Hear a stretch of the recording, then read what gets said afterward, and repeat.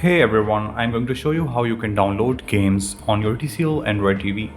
So if you want to download any game on your TCL Android TV, what you can simply do is on your remote, you can navigate towards the apps on the top of the screen.